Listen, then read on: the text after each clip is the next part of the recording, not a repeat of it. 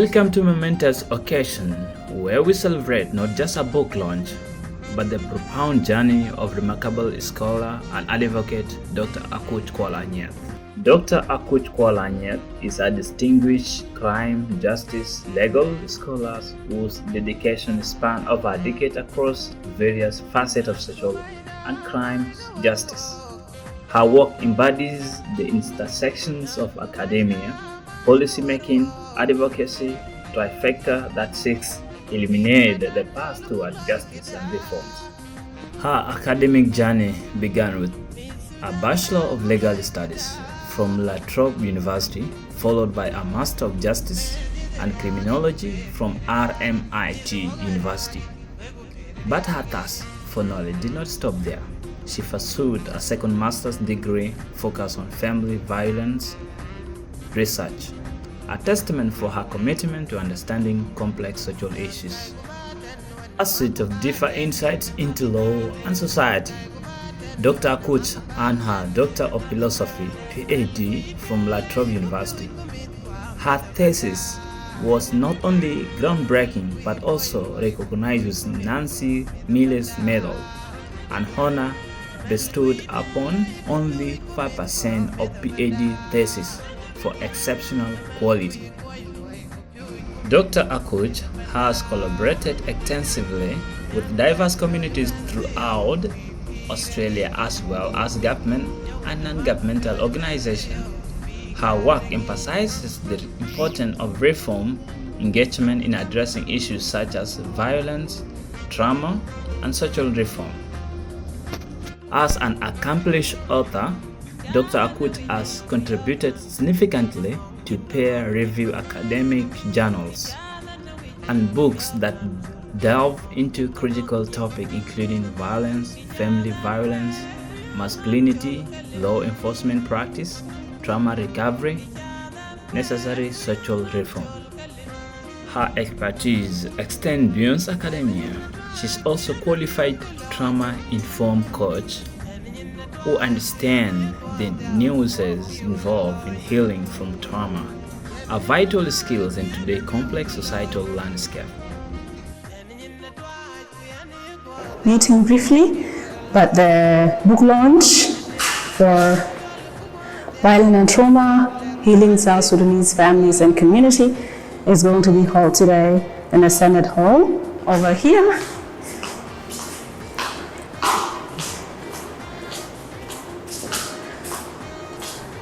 So this is the Universities of Juba Senate Hall. This is where in about an hour or so we will launch Violence and Trauma, Healing South Sudanese Families and Communities here in South Sudan, Juba.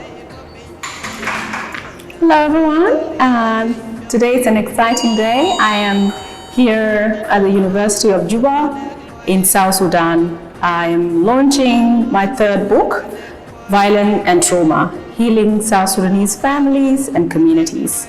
It's been well received, this book in South Sudan. There are those who pre-ordered and they read the bountiful copy and early release copy. So there's a lot of anticipation and I'm really excited to be here and to launch it, to share what the book is about with the South Sudanese, since it's about South Sudanese and South Sudan, and also about South Sudanese in the diaspora.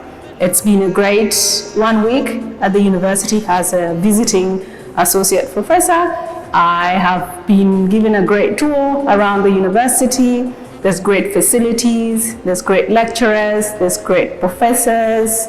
The Vice Chancellor is very welcoming. I'm so glad I'm here, and I hope to keep sharing experiences and to keep learning, to keep relearning and unlearning, and to keep collaborating with professors, with doctors here, with all the staff members, and with the students as well that are in the Faculty of Law, in Criminal Justice, and in Peace Development. And I really look forward to the second week that I'm going to spend here at the University of Juba, South Sudan. Join us as we embark on this enlightening journey through the pages of Dr. Akuch Anyieth's latest publication, a work that promises not only to inform but also inspire change within our communities. Welcome. The interest of time, we are going to start. And before we start, we'll have a short prayer. Let us pray. Almighty God, our Heavenly Father, Lord, we thank you for your care, your love upon us. We thank you for this day that you have brought us to the Senate Hall for the launch of the book entitled Violence and Trauma. Father, as we sit here in this process of launching this book, we pray for your presence and guidance, and all that we do here brings glory to your name. We pray in Jesus' name. Amen. Our Vice Chancellor, Professor Robert Mayom Deng, Honorable Abdul Agao, Secretary General Government of South Sudan, Professor Taban Lolio, Professor Myri John Blackings,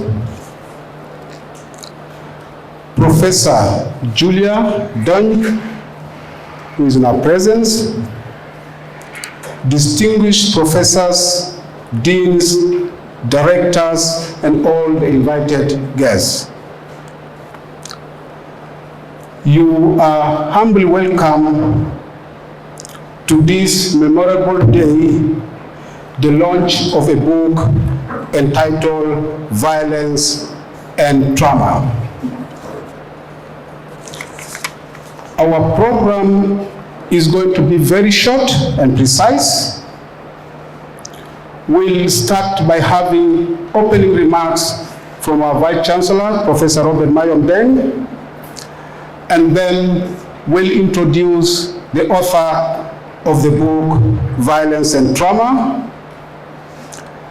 After that, we'll introduce the author and the panelists, and we'll move to hear a summary of the book which she has written, and then we'll have discussions which involves the participants, the panelists. And lastly, we'll have the closing remarks and signing of the book and refreshment. That will mark the end of the function of today. I humbly therefore call upon our able professor, Professor Robert Mayom Deng, to give his opening remarks. Professor, you're most welcome. Thank you, Professor Minuto. Good afternoon, ladies and gentlemen. Let me take this opportunity to welcome you to your premier university and to this important occasion, which is the launch of a book entitled Violence and Trauma, Healing South Sudanese Families and Communities by Dr. Akuch Anyieth.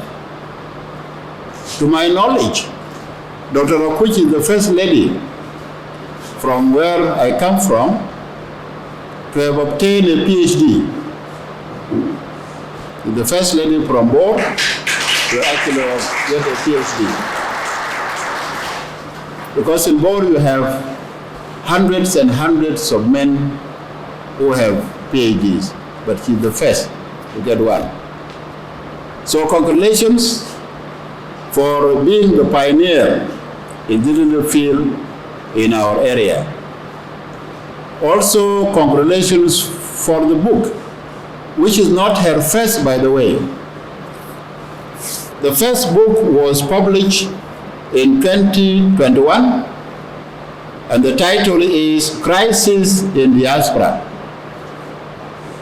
It was published by African World Books in Australia, and the second book was published in 2022 with the title Unknown,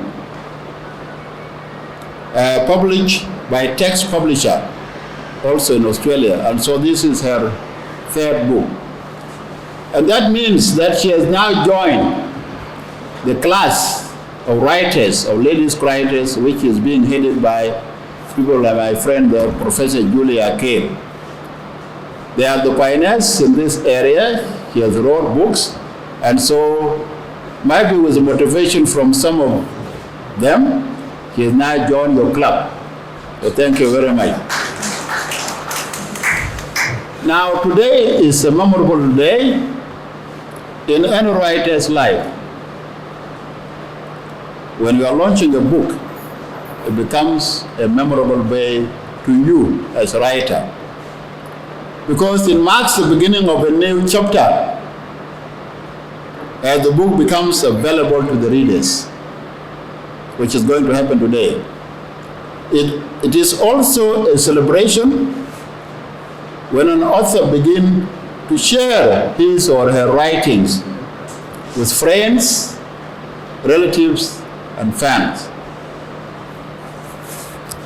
Also, it is the start of marketing the book, because from today there will be people who are purchasing a copy.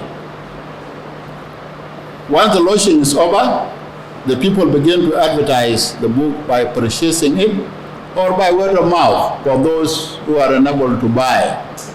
This time of launching is usually chosen very close to the production of copies of the book by the publishers. And I'm sure her publishers are going to produce copies as soon as this launch is over. And she might have a few copies with her, which are going to be on the table later on, so that anybody who is interested can actually get a copy. At the close of the launching, in most places,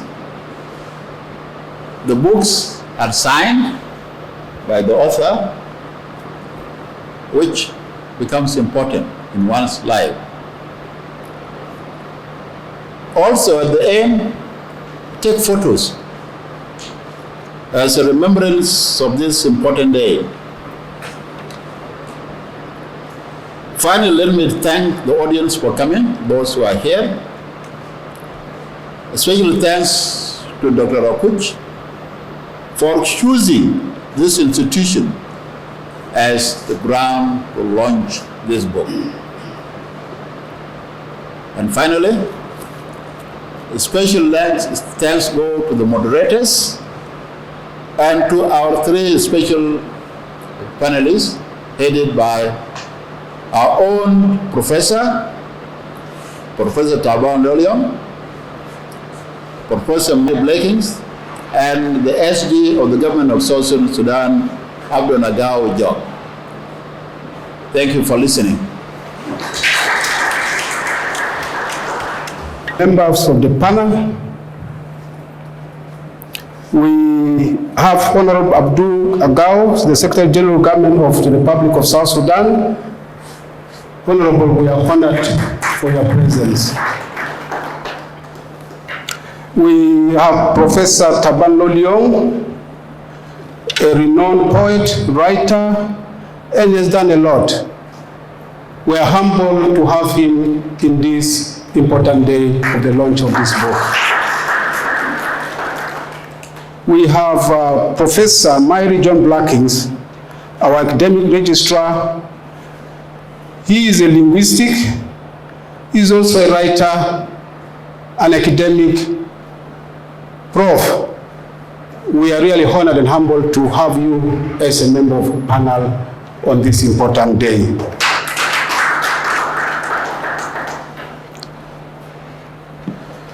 I would like to briefly read the biography or the autobiography of our author, Dr. Akuch Kuol Anyieth. I think this is historic. It is cross-cutting that we have very few females who have climbed the ladder to your level. And you will be exemplary, not only to Jongole, but the whole of South Sudan. So we are happy to have you in our midst in this renowned University of Juba. A brief account or a brief background of our author of the day. Dr. Akuch Kuol Anyieth is a crime, justice, and legal scholar She brings over a decade of experience in various facets of social and criminal justice, academia, policy, and advocacy. Among her qualifications, she holds a Bachelor of Legal Studies from La Trobe University, a Master of Justice and Criminology from RMIT University.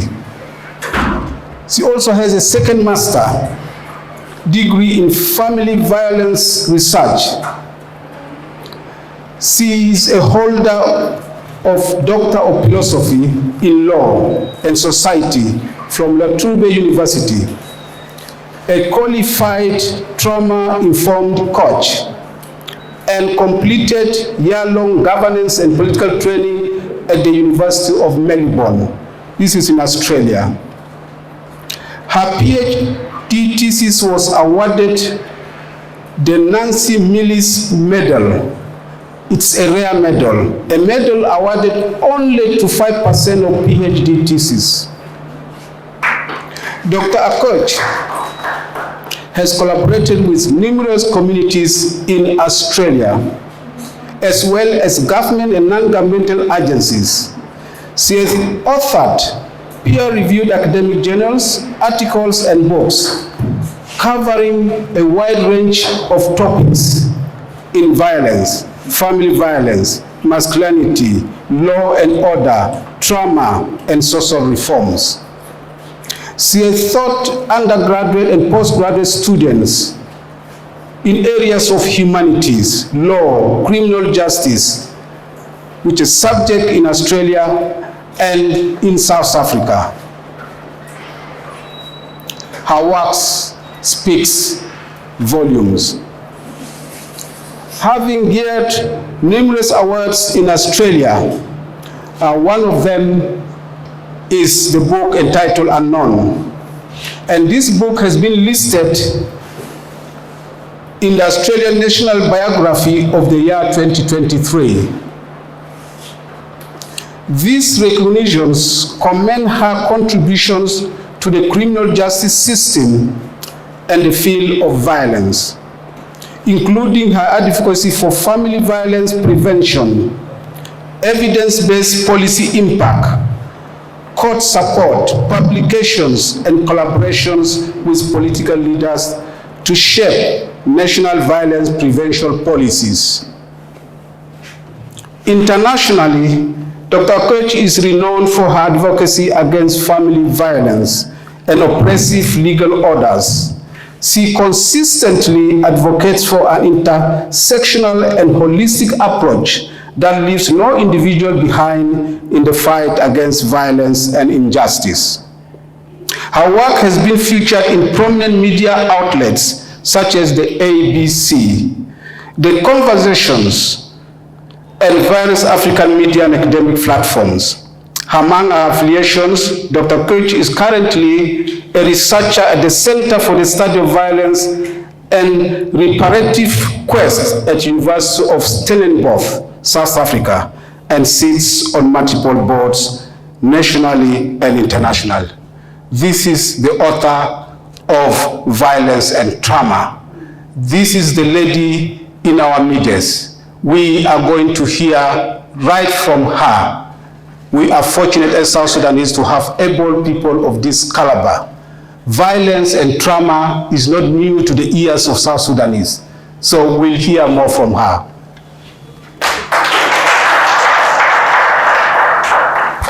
Such a pleasure to be here, and it's so nice to see familiar faces and new faces. First, I would like to say thank you to our moderator. That was a very elaborate introduction, but for the sake of formalities, you can't tell the person introducing you to keep it short. I'm so glad to be here today. And when I proposed the idea of launching this book, the first launch at Juba University in South Sudan, to Professor Robert, he was very welcoming of the idea and really encouraged it. Professor Robert and I go way back. in Australia, when I was just an undergrad, coming out of high school, he was someone I really truly look up to in academia. He's someone that really inspired a lot of young South Sudanese that are now scholars like myself, because we saw ourselves in what was a very predominantly white country represented in academia by him. And all the work that he's done over there is truly significant to our society in the diaspora as South Sudanese, and the work that he's doing here. So really truly glad to reconnect in South Sudan. The last time I was in South Sudan was 2022, which was a long ago when I was in the middle of trying to write this current book. Before I start my speech, or let's say the summary of what the book is about, I'd like to thank Honorable and our professors. When I saw the list of who was going to be on this panel today, I was truly moved to tears, because I feel like I'm in the presence of the oracles of our knowledge and people that really have made this country and academia and the justice system to be what it is today. We're not yet where we want to be, but we are going there all because of your hard work. And I feel so blessed and so fortunately blessed by your presence today. So thank you so much. I'd like to thank you all for being here, the audience, and thank you to all the staff members at the University of Juba. It takes a lot to put an event together. There has been a lot of running around to make it happen, and I'm very fortunate that the day has reached and we are here today. This is my first launch. The second launch will be an Australian launch, because the book is a cross-continental book looking at South Sudanese experiences in South Sudan and those that I work closely with in the diaspora. So there will be another launch in Australia, and the third one will be at the center where I'm currently based in South Africa, which looks at violent experiences, the stories of violent experiences, and the part of the quest, which coincidentally recruited me after just having submitted this manuscript thesis, which looked at that very exact topic, the experiences of violence and how they shape our individual today and their relationship with trauma. So violence and trauma, why violence and trauma? In all my academic research, I've always been, though I'm trained from a low poverty, in the past, let's say 10 years, I've worked in the family violence sector, I've worked in the courts, and I've worked in academia, and I've always been drawn to trying to understand the link between criminality and our upbringing, or our past experiences as individuals, and how they shape our behavior, whether that's good behavior or bad behavior.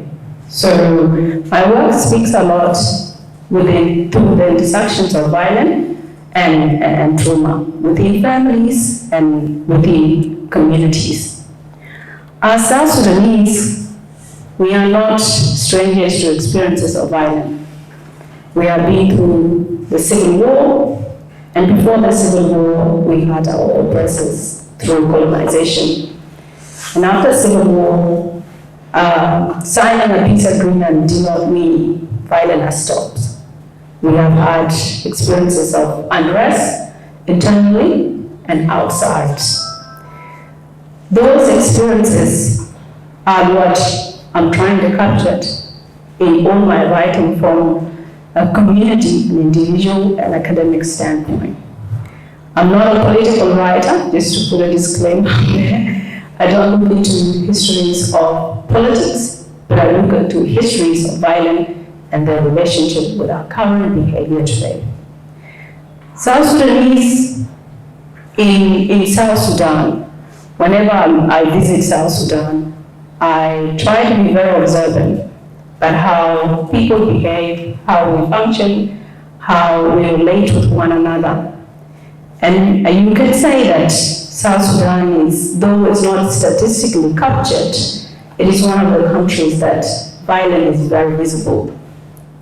And I try not to shy away from saying that because addressing the elephant in the room comes with possibilities of solution.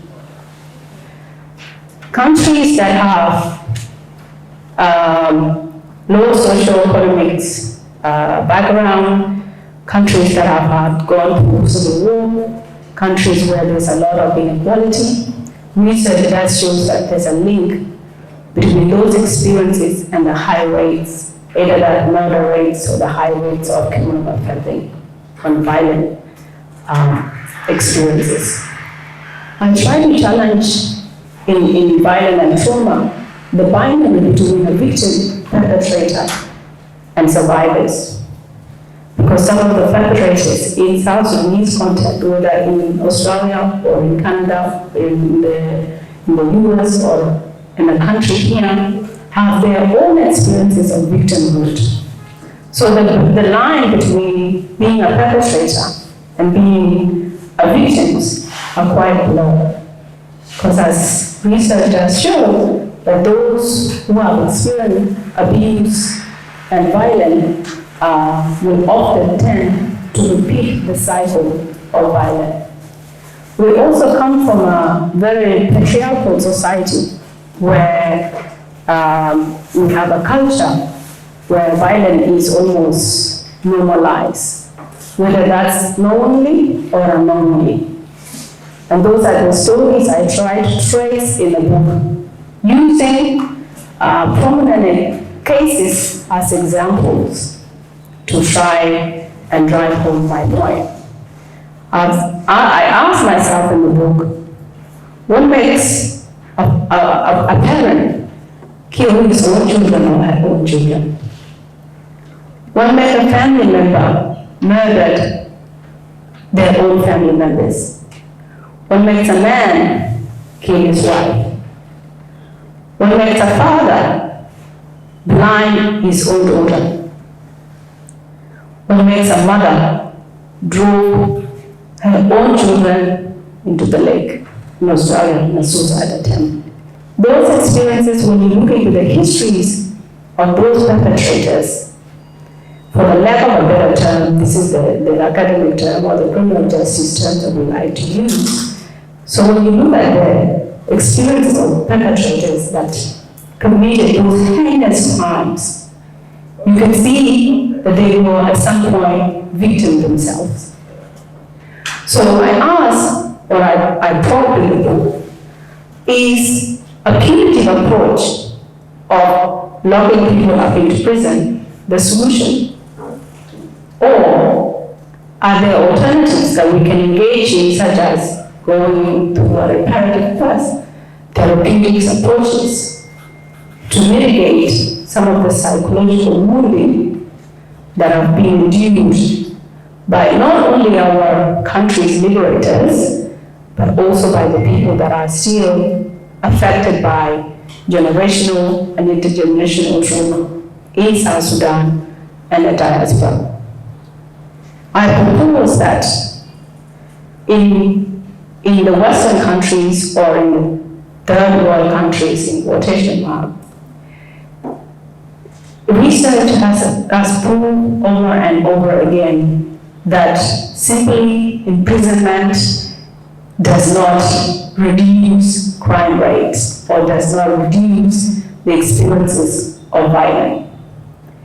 As important as that is, because there are some individuals that, yes, need to be detained, but as important as that is, there's also a need for alternatives approaches. So, before I submitted the manuscript, I came to South Sudan and I visited some of the customary law courts where the chiefs reside on cases and adjudicate over family and intercommunal cases. And I realized that how wise are those elders. The approach that they were taking, it was to be implemented in other areas of our lives, or as a part of the criminal justice system that promote family healing, individual healing, and repair as a nation, maybe we could reach somewhere. Those chiefs were asking questions that even I, with all my 4 degrees and doctorate and legal mind, could probably not think of. South Sudan is a country that is developing, I understand, and we have a lot to work on. We have a long way to go in terms of our criminal justice system. But as my goal in the book, as important that is, trauma needs to be addressed. Healings need to be a part of our society. There's that saying that hurt people. When you are hurt, it can take a small act or a statement from someone and you are triggered. Because when you have underlying challenges in South Sudan, if we look around, our people are really suffering. There's a lot of struggles, and that is, you can say, you can equate it to like social economic issues. So in the midst of struggle, let me say it is almost normal for people to act or people to outburst in violent manner. And when I say that in conferences, I get challenged a lot that you are trying to excuse violence, you are trying to advocate for perpetrators, which are often men. So you are a man defender, so to speak. And I said, no, you're wrong. I am a defender of justice, and I'm a defender of giving people equal rights and fair trial, and healing us all, whether man or woman. Because when you are a victim and you go on in life and become a perpetrator, we should not only just look at your perpetration right now, we need to look at your story, where you come from, and the circumstances that you're facing now that makes you behave in such manner. So I'm not here to defend perpetrators, but I'm here to propose that there are alternatives to violence, there are alternatives to crimes, there are alternatives to prisons. And those alternatives need to be explored in South Sudan and for South Sudanese in the diaspora. I will not speak so much about what's going on in the diaspora with South Sudanese community. I'm sure you will read that in the book. But I just wanted to speak to the experiences of South Sudanese here in the country since I'm here. In the diaspora, I'm sure you're all present on social media and you're very engaged. There's a lot of family breakdown. There's a lot of issues between parents and children. In fact, currently in Australia, our young people are highly represented in the legal system or in the criminal justice system. And that's an area that needs to be further explored in terms of why. We need to ask ourselves why and what can be done to remedy those behaviors. I will leave it there so we can have time for moderation and discussion with the panel members. Thank you. Not an easy book. It's a book that touches across. It touches across families, it touches across individuals, it touches across communities, and it touches across nations. We have had, and we have had of alternatives. So this is a book which is rich and needs a lot of researches. So thank you very much, Dr. Akuch, for what you have presented to us, which is not strange in South Sudan, which is not strange in the world. Now we'll move to panel discussion. We'll start with Professor Mary John Blackings. The floor is open to you. Professor Kuol, Chancellor, colleagues, I want to start by congratulating Dr. Akuch for production of this excellent book. It's a good addition to the literary heritage of South Sudan. And as a way of talking also, I want to remind our audience that University of Juba Library is a depository. Any books published in South Sudan should be deposited, or by South Sudanese should be deposited in our library. It's also important to have this discussion because it allows us to dialogue about violence and trauma in South Sudan. We all know about it. Ask anyone in South Sudan here, they'll tell you there's violence, there's trauma, but little is written about the things. So it's good to have it in black and white, and also to encourage future generations to do research on it. So that's very good. How many professionals do we have in the field of trauma and violence? How many psychiatrists do we have? How many psychologists do we have in South Sudan? I think in terms of psychiatry, we may have 3 only psychiatrists in a large country like this. It's quite a problem. So, in conclusion, I want to commend this book. It's a very good book. It allows us to dialogue with the issues that are pressing in this country. Thank you very much. Good afternoon, ladies and gentlemen. We all struggle to meet our basic needs. Regarding structuring, Akuch's book is quite difficult to read for those who have not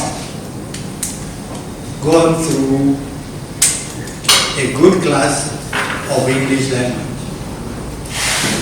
The vocabulary, for those of you who have read it, is quite heavy.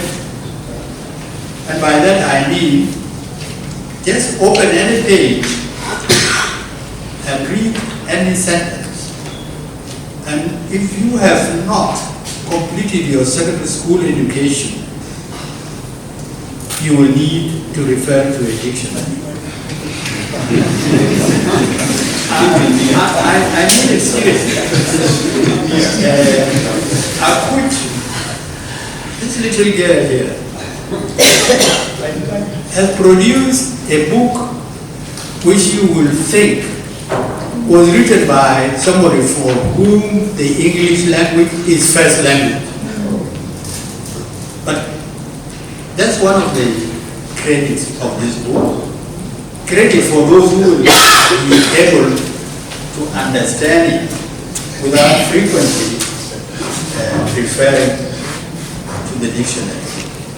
Akuch tackles the theoretical narrative adequately, explaining in figurative and colorful language the nature and effects of trauma, particularly as relates to violence. Because as I said at the beginning, trauma is not caused by violence only. It could be caused by disappointment. If in a family, one of the partners feels that the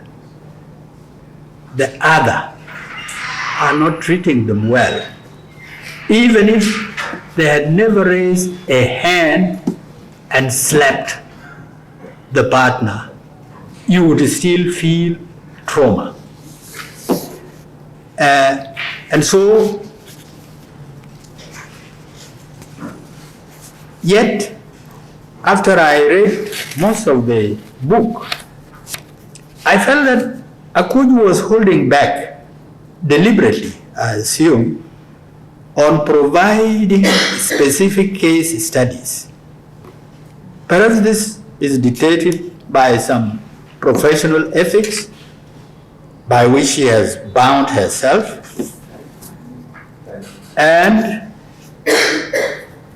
to illustrate the case I'm making, look at the case of Akonugud, who murdered her 3 children. She mentioned it a while ago in her introduction.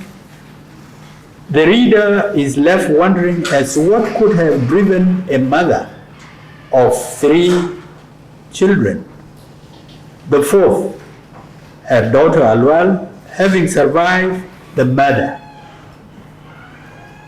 How Alwal survived would be for any reader an interesting detail.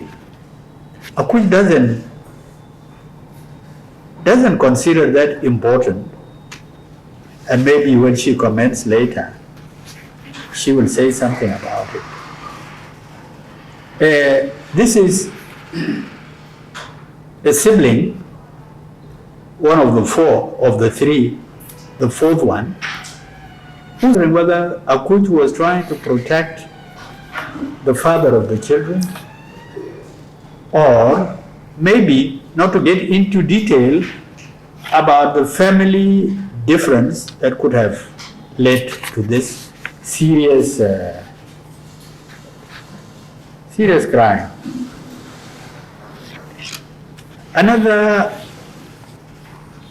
case which Akuch tackles is the case of the starving child, the one being stalked by a vulture.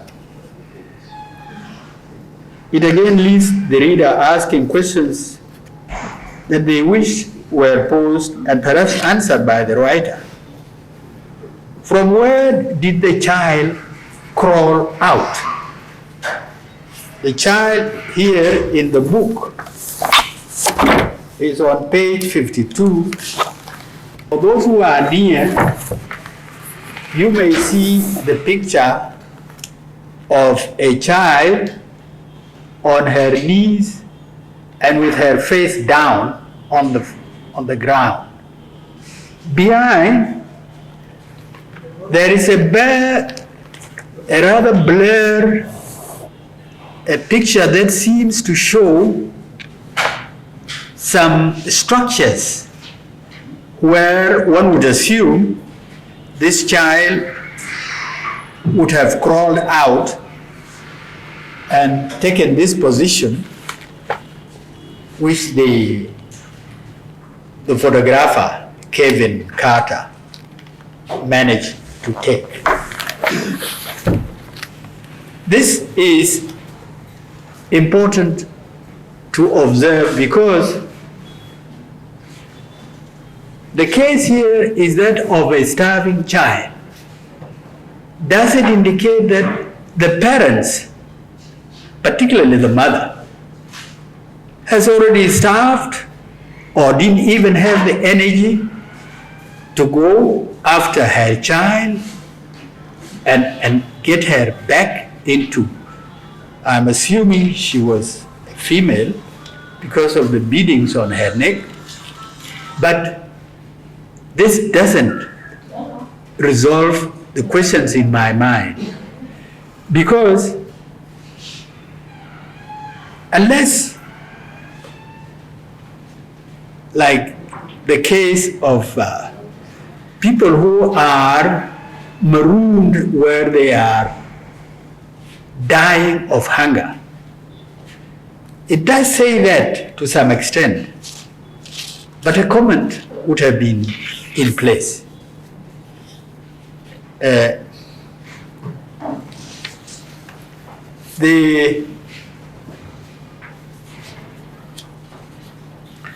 The book is highly interesting to read The language is very flowery. I have never read a book in which the number of similes and other literary expressions flow with intensity. I would say within every 3 sentences, 2 would contain some figure of speech, whether a simile, whether an idiom, etc. It is highly literary. And congratulations to you, Akuch.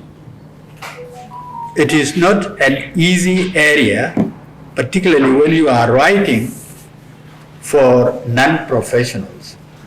But I think you have done your best to accommodate our various inclinations about what we want to read. And so I see Professor Lado there is already urging me to stop. I'll stop here. Thank you very much.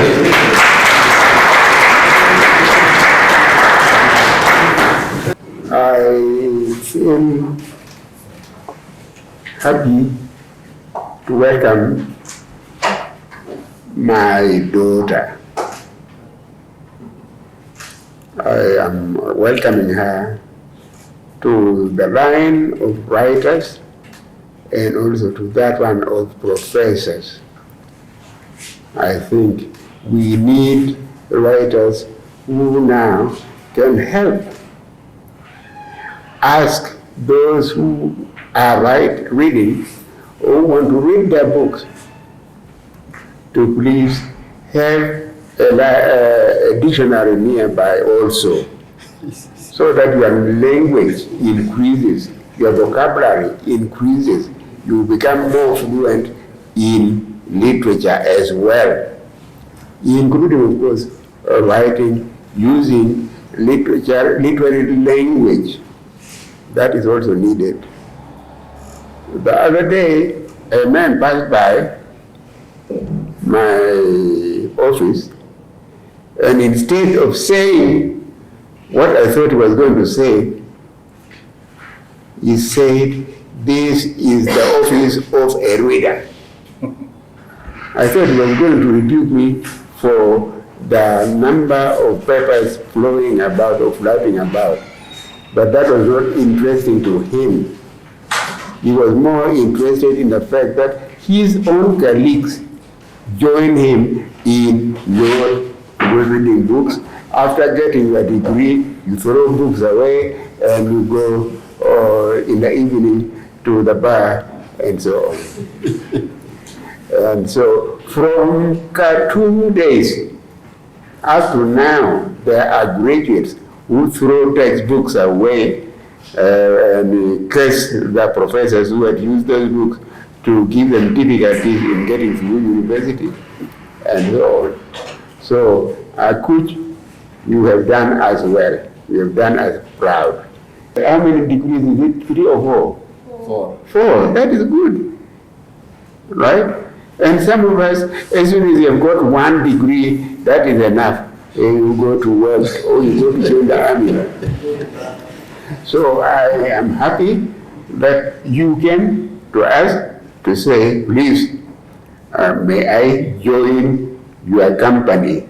Because here we are all Juba University, graduates of various times. And me, I came back from Australia to Juba. I'm not part of you. Okay. No, because you had your taban, that is the Arab man. But in your time, you didn't have a chance in Khartoum there to discuss the writing by Sadi and so on. Yeah. But now we are also discussing literature, those, including those who have been here.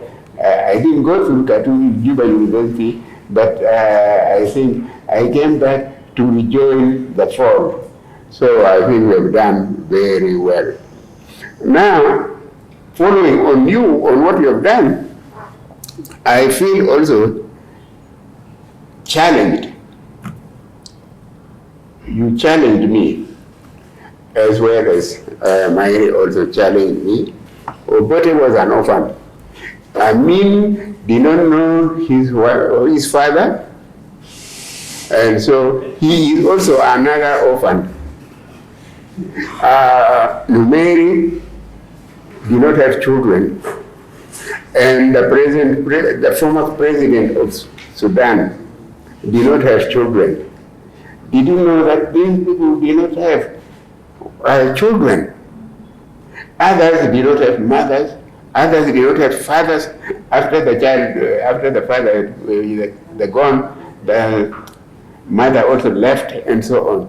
So why didn't you add Michi? what? You said Yeah. yes. Yeah, he's still around. And yeah, but did you know that he didn't have children? At least. Yeah. So if you can think about it, how come all these presidents we have were people without fathers? And then if you know that chopped up one of his wives, mercilessly chopping up a woman. So how traumatized would these men have been in childhood? The children of Ajakguong, how much did they traumatize Obote in their home? Right? And so what would have made them all this heartless in doing what they did? So let us think about it.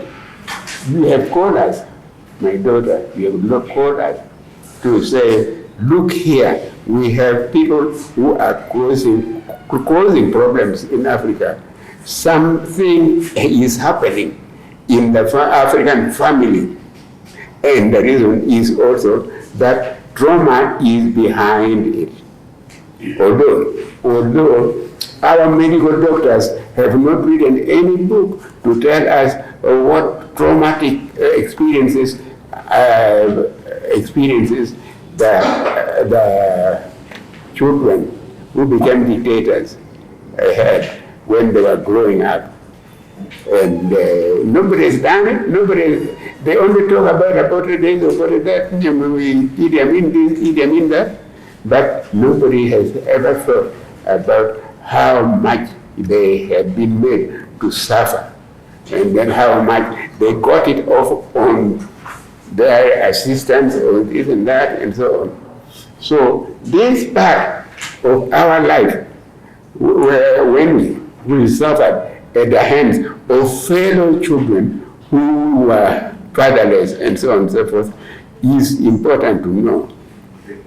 I'm saying this because when I was in Nairobi 2 or 3 years ago, I got one of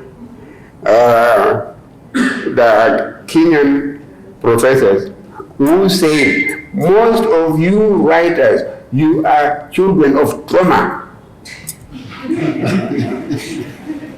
Whether it is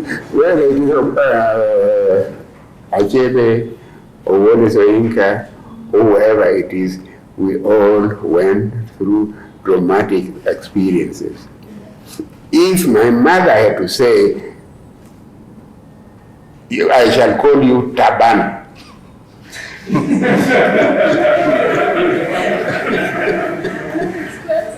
yeah, that I was to be called Taban.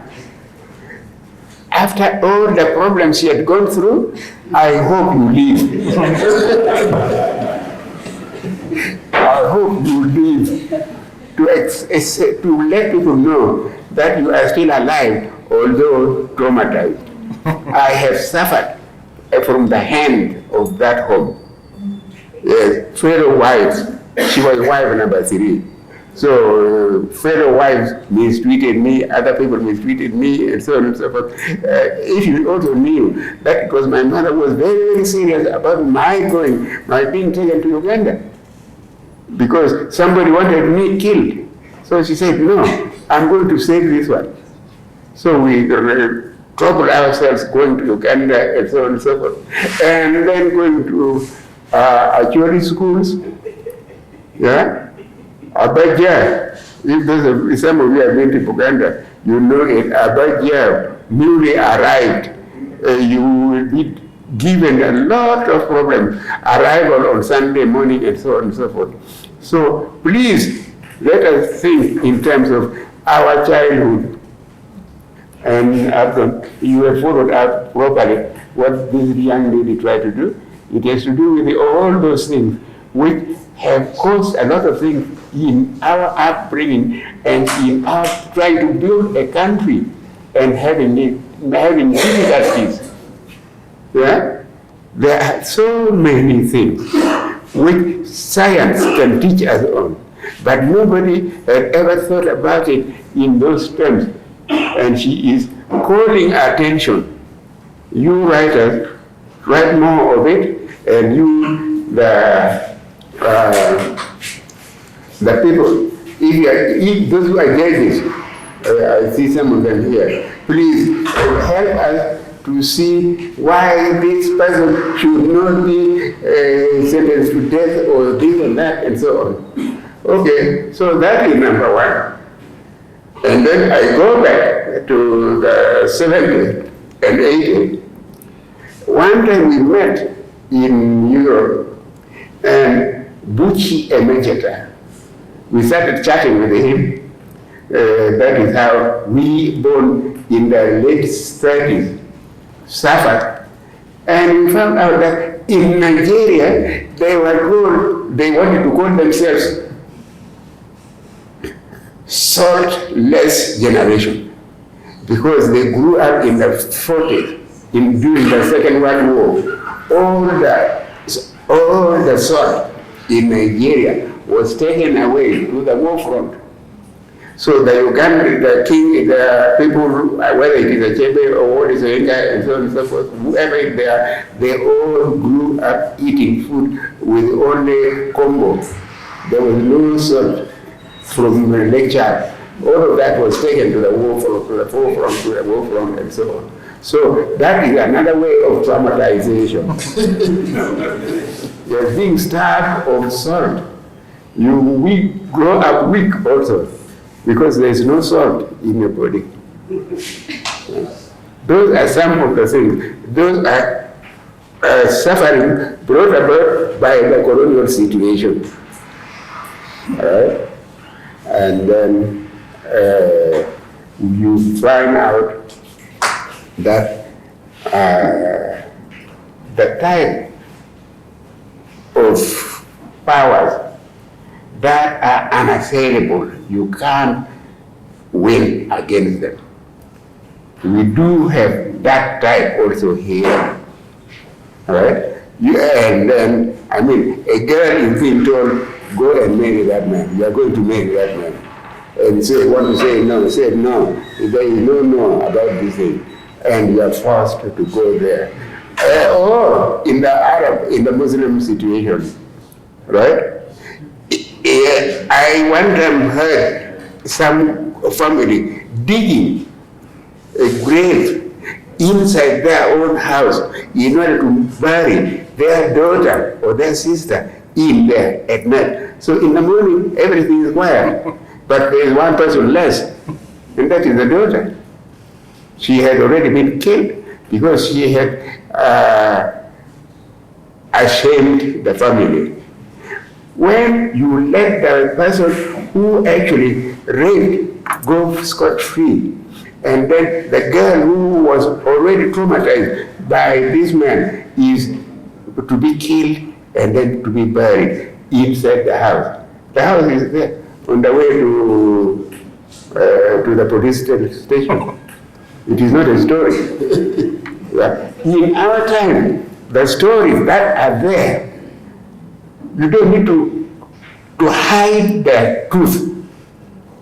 just brush up a little bit of it here and there and so on and so forth, and it will tell us the story can come out as if it is fictional, whereas it is not fictional. So we need to have more writers, including those who don't know how to fictionalize, because nobody will know the difference between the truth that we know and the truth that is hidden in the red fiction. Right? So we really need a lot of readers. You who don't read, you starve us, the writers, of buying books. Yeah, because if you like to read or to read, then here is a book which you should buy. It will teach you English, it will teach you how these things are, especially when the medical doctors don't want to do the realistic thing, right?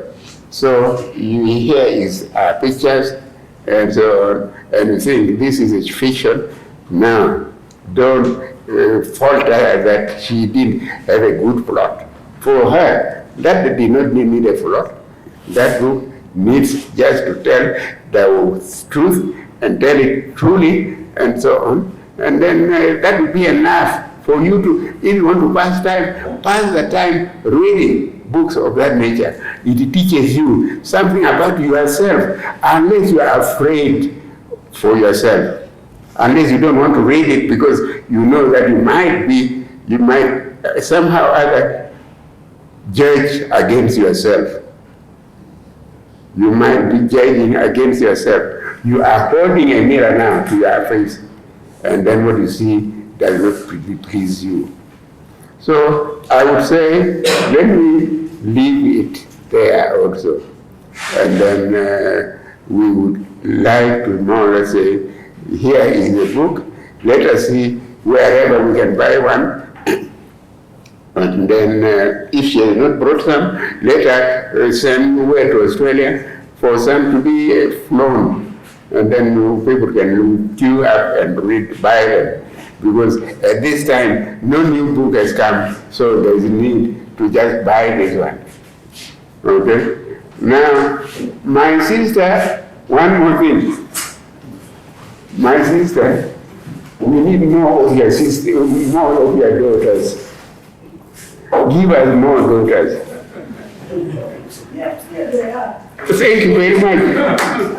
Thank you very much. Because most times we've been here, it was female writers who have been brought by you. Yeah. Where are your sons? Okay. Let us leave it there. Please, sons, write also, like your sisters. Thank you.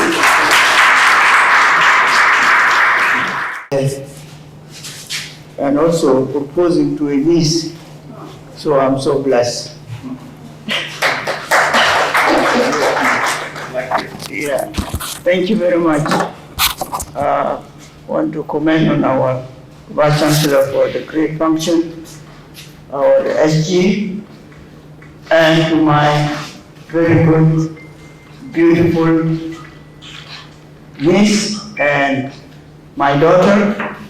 Congratulations for this wonderful function. And to the organizer and the university, my professors, Professor Leon, to all the audience, and all my colleagues. This is a very wonderful function. And I think for young ladies to come up and stand in front of us and share their work with us, it really makes us so proud. And also I want to also recognize our young bright star, the basketball team. Beating America, right? Yeah, we actually beat them. Yeah, the way the America played, you know, they were scared actually. Yeah, you look at Omar has 24 points. and Loban has 12 points. So we actually beat them. Yeah, let us go back to our thing. I'm really very happy with this book, because the trauma issue, it started with our refugee camp, not here in Australia. It started in the refugee camp. And when we migrate from the refugee camp to Australia, we are already traumatized. We're already traumatized. So when they are giving us orientation in the refugee camp, the first thing they tell us, when you go to the Australia or you go to the US, if anything happened to you, you call 911. In Australia, what is the number? 000. In the US, is what? 911. So even if the husband just said,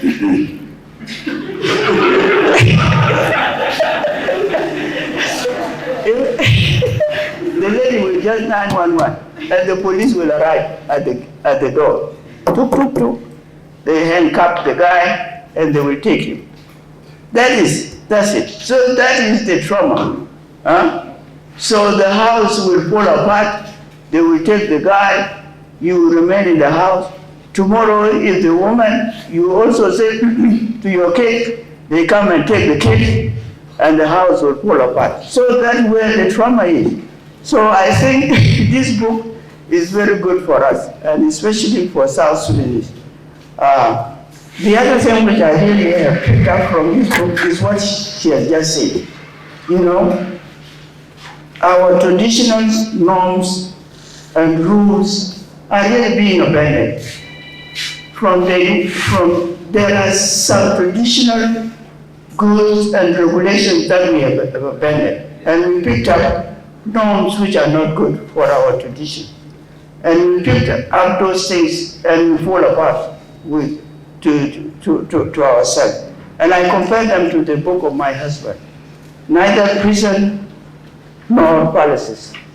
You know, that book, I think I will have to look for a copy in my house, and I will give it to you. When you say that, you know, imprisonment does not reduce crime, I say, I have to get that book and give it to you, so that you will also read it. Because it is true. Because sometimes, even if you just imprison the person, and we don't look what caused the crime, and we prevent it, we will not be able to reduce those traumas or those crimes. And I think, like even today, we look in Juba here, Jennifer is all over Juba. You look at our young people, you look at our young people with their makwilwet in all the corners, you know, drinking it, and they're getting mad. Our kids are getting sick. If we don't get it out, and in that environment, we prevent it, then we have a lot of trauma, and we have our kids sick. So even if we clean the environment, then we can be able to reduce that trauma, we'll be able to reduce. So these are some of the things we need to begin to think. So I think your book is very good for us.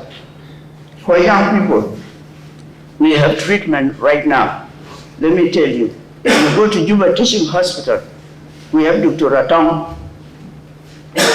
Don't be ashamed. One of the things we have of South Sudanese, we don't want to admit. If you say, I want to go and see a psychologist, you already think, you think that you are already mad. Go and check yourself. Go to Dr. Atong, you are you are nothing. You are not mad. Go and see. If you check 2, 3, 4, she will talk to you and you will be okay. You know, she is very good. She is a very good psychologist. Just go and call her and talk to her. She is very good. She will not tell other people. Just go to her. She is very good. When you give her a call, she will give you a private call, you know, meeting, and she will talk to you. I have taken a couple of young people to her, and she has been counseling them, and a lot of people have been, So please, I'm advising you as young people, anything, just give her a call. Her name is Atong Ayuel. Just go to Juba Teaching Hospital, ask for her, anything, she will talk to you. And she's very good with the young people. She will not talk to anybody about you. You just go to her, and she will be able to talk to you. Thank you very much, and congratulations, and good luck. I will get that book, I'll give it to Dr. Robert, and he will give it to you. Thank you very much. The floor is open. That's tomorrow, and I'm a professor of development studies and director of planning, innovation, and quality assurance. And actually, I've known that girl, we go a long time, the days in Cairo, so we know ourselves very well. So, really, I want to congratulate you for producing this book. Only a few days ago, we had young women presenting their research projects. And really that was fantastic to show that really women are doing very good work in the area of research. I think they will be very happy really to see you. You'll be like a role model to them. And I think what I would really request that you do is also you provide support to other women, young women here who are interested in research and in writing. And I also say one of my students actually, she did some work almost in the same area, transitional justice in South Sudan. And our book has been, manuscript has been accepted by a publisher in the UK, so it's going to be published, and I'll be very happy to introduce you to that student of mine. She's from Kankwi, young ladies. Yeah, so I've got one question. For many South Sudanese, and me personally, we have experienced violence, which affected us in different ways. I think even mentally, trauma and all this and so on. My experience of violence was in 2013, when we have all the terrible situation here. And I was a researcher in Unity State, innocently doing my work. Then we reached a certain point, one of the areas, I cannot mention the name of the area, then there is a community there which was terribly upset. And they wanted to revenge. And so they were looking for, they were committing violence against members of a certain community, and they did it, very gruesome, very terrible acts which happened. But this is just a community.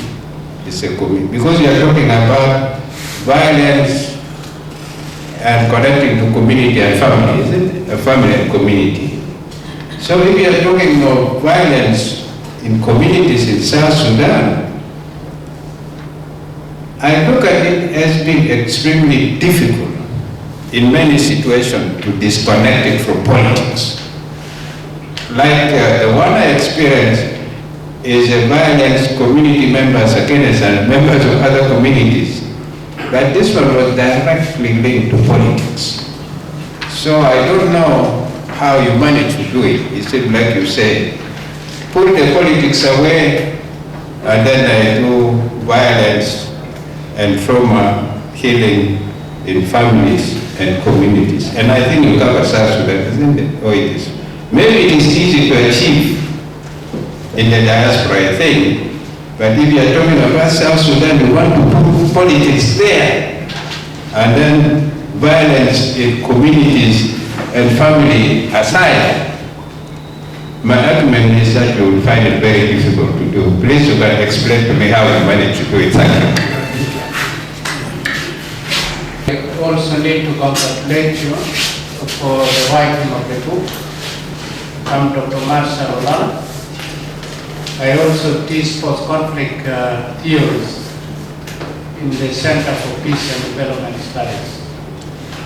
I've conducted a research for a student who look at the trauma healing in the greater Upper Nile. She was looking at it from a different perspective. She was looking at it from the perspective of peace and trauma healing. You are looking at it from the prospect of violence and trauma, which is the cause. What I wanted to know, I have not read your book. I don't know whether you have addressed what the healing process of it. Otherwise, that is something that we need to take into consideration, because the context in which we live may make trauma healing difficult. The violence that persists.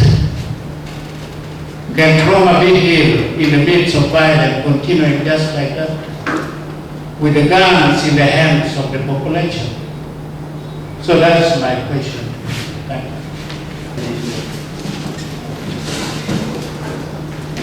Thank you. Thank you so much. First of all, let me congratulate you for the wonderful book. I haven't read it, but the title sounds interesting. I just want to know more about the cultural bureaucracy over specific genders. For instance, you know where what the culture says on specific cases of gender and families as Dinka society. I want to know how you have addressed that, because it is somehow hard and really difficult to separate this from the violence. And then the issue of ignorance as actually there in the room with us as South Sudanese.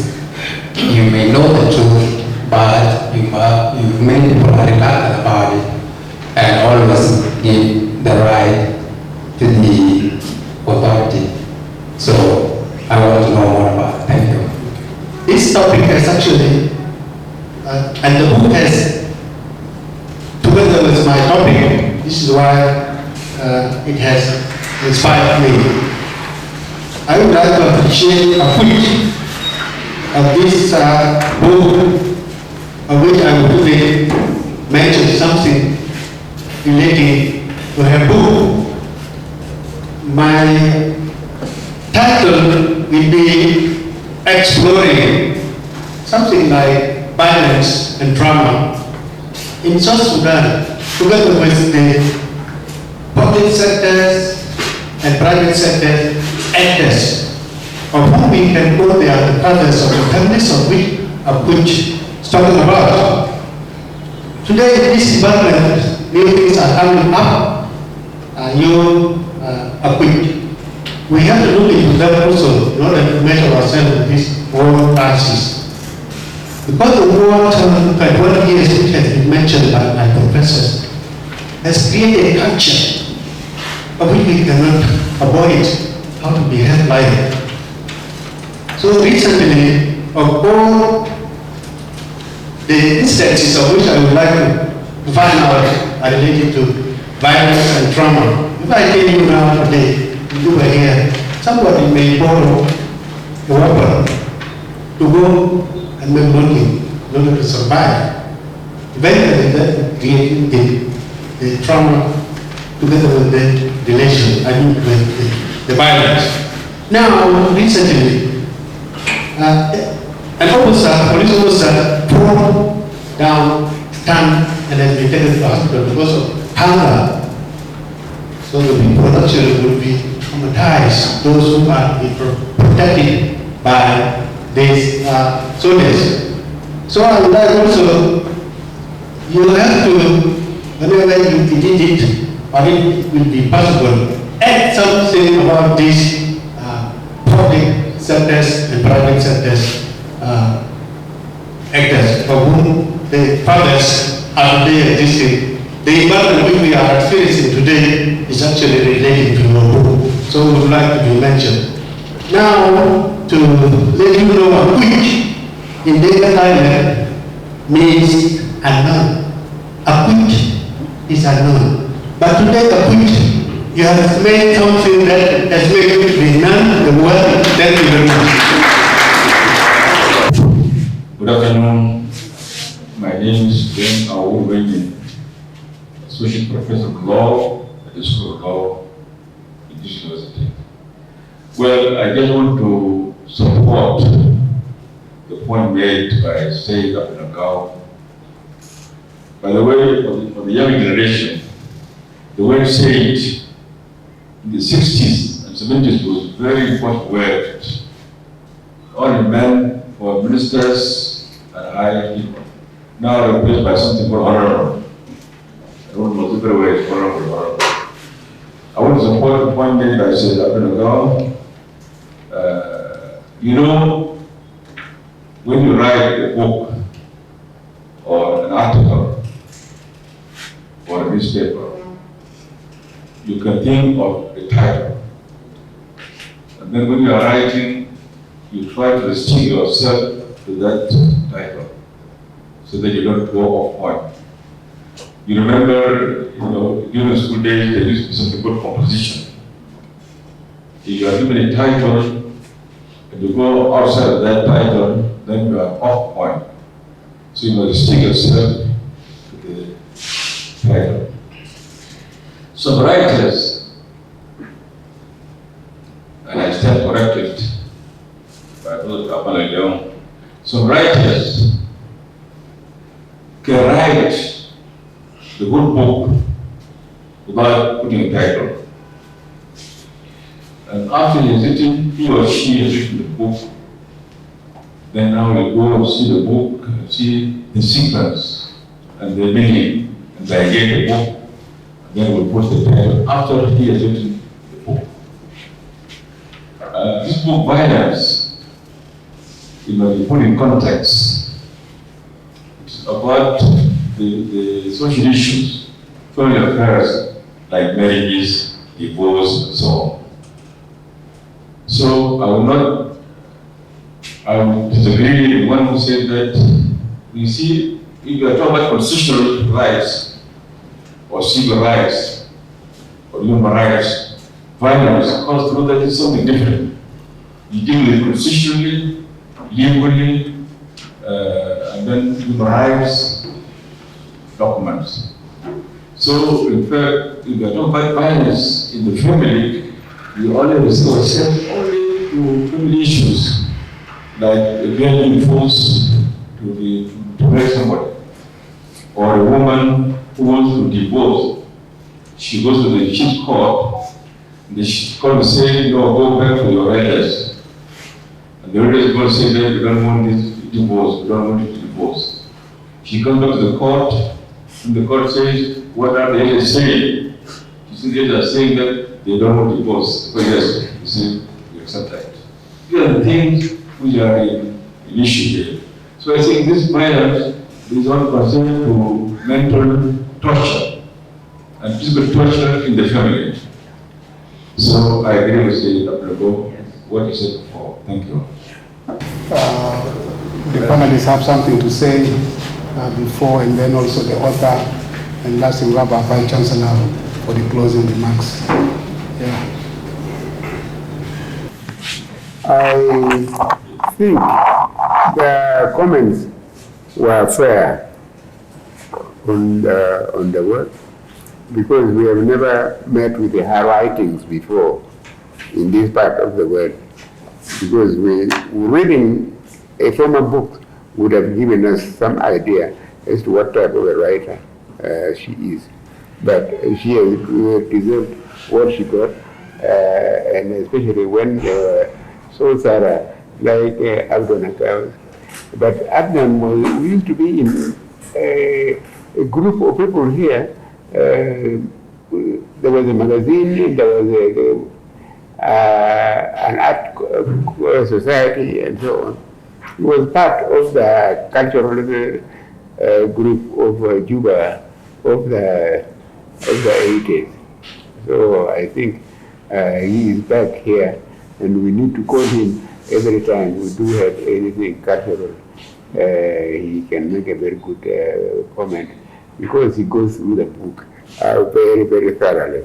So I don't think she should worry very much about what we say.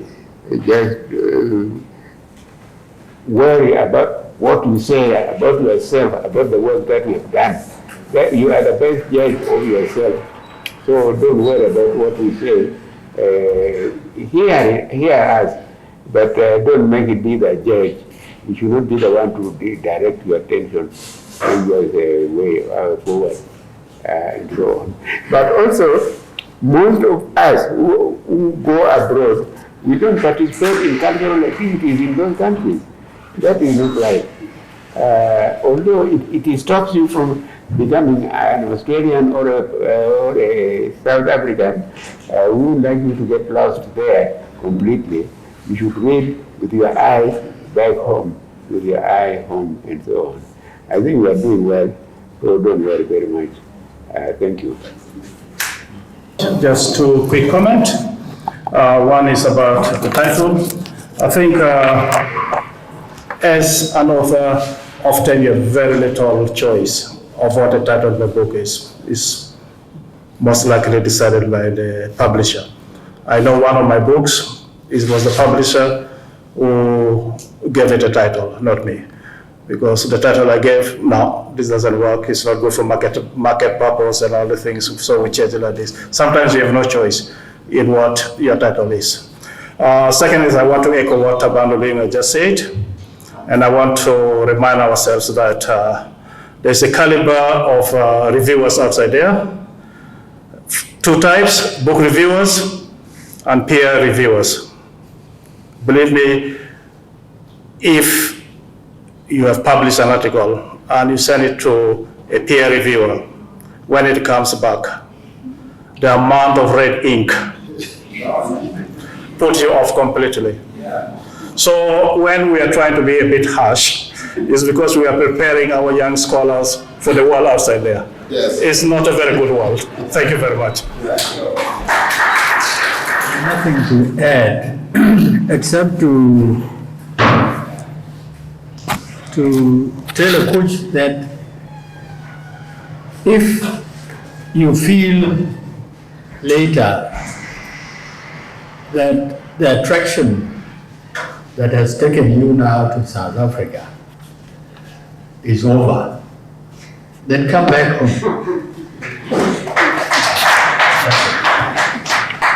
That's all. Thank you. Thank you, everyone, and special thanks to all the panel members. It's been a very engaging, mentally stimulating discussion. I welcome all comments, whether criticism or praises, and especially criticism. I think, like you said, Prof, when you are a writer, you are putting yourself out there to be criticized, and you have to take that criticism and reflect and see areas of improvement. I think as it was mentioned in my bio before, I have written few articles that went through rigorous peer reviewers where you don't even want to publish anymore. You just feel hurt, you want to put it in bed and cry. But you have to get up and keep going because you have that conviction. I think there was, three comments that I like to comment on, or three questions. One is regarding the title of the book. And I think that you said, well, I think it was an issue that went back and forth with me, between myself and my publisher. This is the third title that we settled on. The first title was different. They read the manuscript the second time. They said, no, we need some family or community in there. I came back and addressed those comments. I submitted it for the third time, and we settled on the current title. Because in the book, though it's heavily focused on violence and trauma, the center of it is families and communities. Because As a social researcher, I carry the belief of Chinua Achebe. I think you all know him as a prominent African writer. And he's one of these whose what is now a classic book, Things Fall Apart. He talks about the family being the center of our society, being the center of our communities. Whether you are a politician, you are a doctor, you are a lawyer, you are a businessman, in spite of your career or where you are in social being, you originated from a family. And many of the issues I discuss have reference points of, yes, the global context, the continental context, and the national context in South Sudan. But the center of the whole is what happened in those families, or in the South Sudanese families, in South Sudan and the diaspora, particularly example of when families fall apart. What happened to the man, what happened to the woman, and what happened to the children as a ripple effect of what's going on with the parents. To your question about the image, the two case examples that I've used, one is the Akuch case was quite global. I think even in South Sudan, a lot of people were aware. And I can say I was heavily involved in the case professionally. So when I decided to use it as a reference point of a killing that happened within my family, I was bound by ethical premises in terms of what is permitted to be included in the book and what is not permitted. But now that you know that the case is an example of the book, there's numerous articles and media reports about that case. So if you were to Google a name today, you can read thousands and thousands of narratives about the case, about what happened to the surviving family member and the rest of family members, where she is now. She's still in prison with a reduced sentence. So that's a cold case. Regarding the child and the virtue, I think it's a really great observation because I didn't think of the mother, to be honest, what happened to her. For a child who reached that level, because it's a motherly instinct to want to protect your children. You will first die before your child can starve to death. So that is really something that I will consider. The book will be in South Africa. They requested that I should do a second edition because some of the cases I discuss in the book are quite applicable in the South African family context, especially the black families in South Africa. So they want to publish a second edition in South Africa. So those are the things that I can add into the second edition. So thank you for bringing that to my attention. The third point on our lane here is the relationship that Dr. You pointed out between communal violence that is informed by cultural politics and family violence. I have a chapter that is dedicated to the book and it's titled Communal Violence, exactly what your point is about. And in that chapter, I explain the link between that communal violence with the interpersonal violence that we experience in the families and what fuel the communal violence. But my explanation is from the trauma lens, because that's the threat that I'm explaining this behavior that can be either violent or just toxic or call them dysfunction in the book. So I had to stay within the parameters of using the trauma lens, because one cannot do everything. It would be a very complicated read for the readers if I'm jumping from all parts of social issues. Maybe communal violence and its relationship to politics. And politics is something that emerges in our conversation quite often.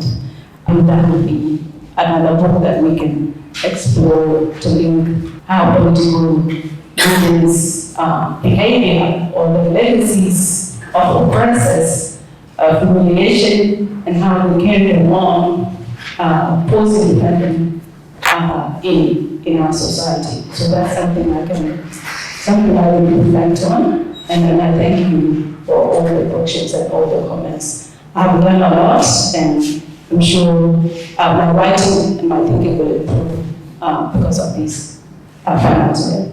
Thank you. Thank you very much, moderator.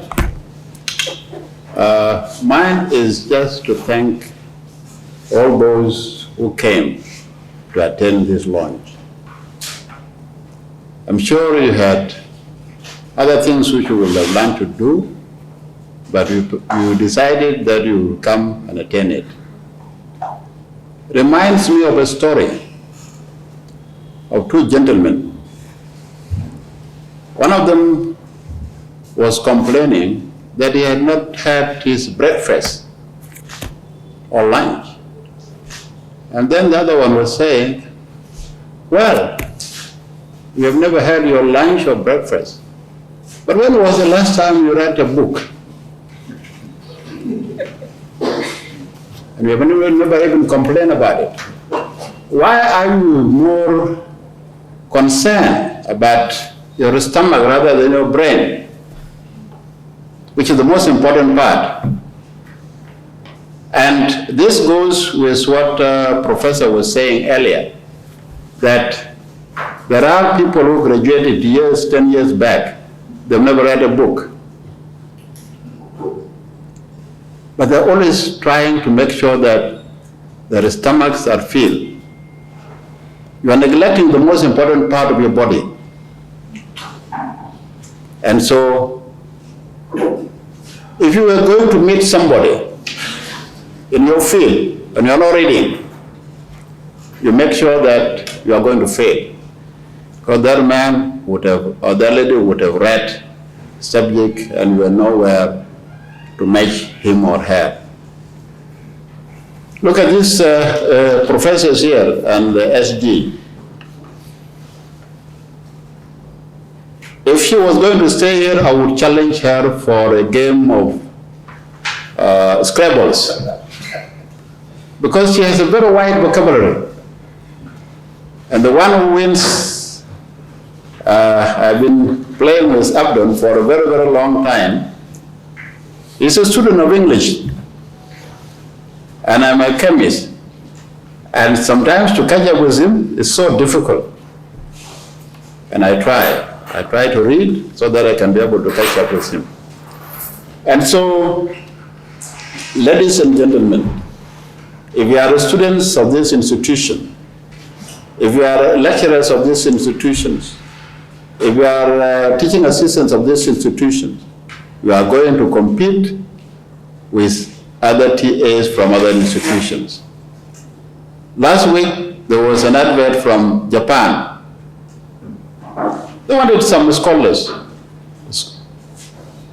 Now, out of those who applied, there were only one Southern Sudanese who were taken. The rest were from Kenya or Uganda. Why is that? Because you're not reading. You're not reading. So you are going to be an important part of East African community. My advice to you, you students especially, is that you read so that you can be able to compete with them. Last month, I was elected as the chairman of the board of Inter-University Association. And so for 2 years, I'm going to be holding that position. And I would like to see that when you compete with those other 7 countries. Otherwise, it will be meaningless for me to be the chair, and then my people are not doing well.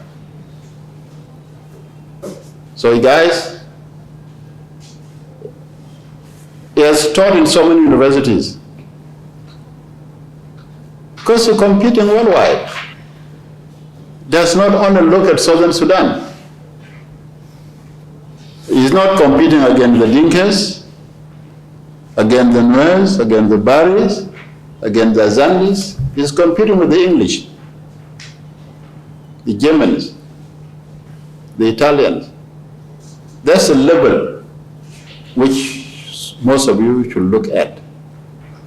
Don't compete among yourselves. If you compete among yourselves, you are right there at the bottom of the ladder. But Professor Myrie is there. It's a linguist. And so is Subdan. And this young lady is going to join.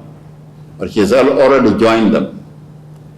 So my advice to you, I'm glad that you came, you listen, and I hope when you go from here, you would have been a changed person. Copies are there for you to read. And like Abdul was saying, kind of English in that book, I've read, I read, but not like him or like the others too. But I try to read. There's somebody there wearing glasses, and some of my friend from Oxford there, and somebody from Brown. They read. So please, get a copy and read. By the end, once you finish that book, your vocabulary would have been raised to a certain notch. Thank you very much. So we've just finished launching Violence and Trauma at the University of Juba. It's been a great day. The University of Juba have done a terrific job arranging the launch and inviting all the community members, scholars, professors, those in the management position, politicians, and anyone that was interested to be a part of this launch. So the launch is done. We've sold a lot of copies, and it's very well received in South Sudan. And I'm really glad, and I want to thank the University of Juba, the management, the Vice Chancellor, Professor Robert Mayom, for hosting me so brilliantly, for supporting this launch of this book, and for promoting it in his very wide network. And I'm so grateful, and I want to thank him so much for his support and for his academic guidance and his mentorship. Thank you.